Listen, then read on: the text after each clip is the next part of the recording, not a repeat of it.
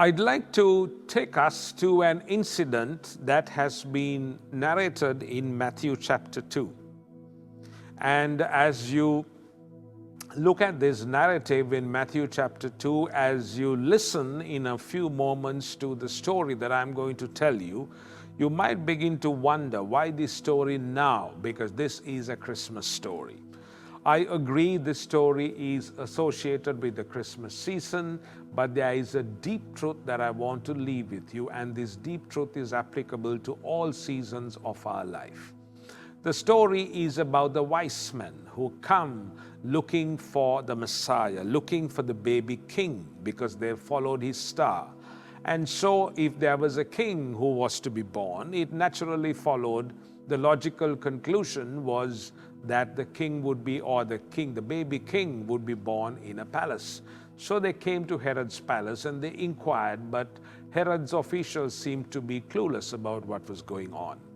And then Herod invites the religious leaders, invites the scribes of the law, Jewish religious leaders, people who are well versed in the Old Testament scriptures, and he says, tell me, what's this baby king business? And they say, oh, that's the Messiah the Old Testament prophets talk about. And Herod is asking them, where will he be born? And they said, oh, he'll be born in Bethlehem. Now, when this narrative happens, it should have joggled the memory of the scribes and the religious leaders. Could this be the Messiah? Because they have seen his star. We know he will be born in Bethlehem. Could this be the Messiah? And it didn't joggle their memory. They just didn't make the connection. They couldn't join the dots. Very generally, in a very, nonchalant manner, in an indifferent manner, they said, well, he will be born in Bethlehem. They couldn't connect the dots between the star of the Messiah and the prophecy that was mentioned in the Old Testament. And you see, geographically, the distance between Bethlehem and Jerusalem was just 12 miles.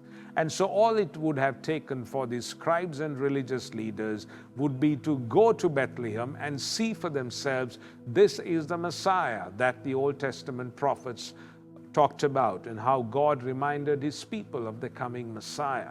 But they failed to do that.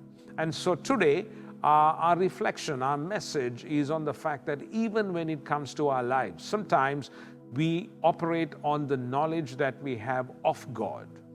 But sometimes we fail to connect the dots as to what God is doing in our lives. And I pray and I hope that as we get into this season of life, that we would not be running our lives, we would not be doing life just with the knowledge about God, which is what the Pharisees, the scribes, and the religious leaders had according to this narrative.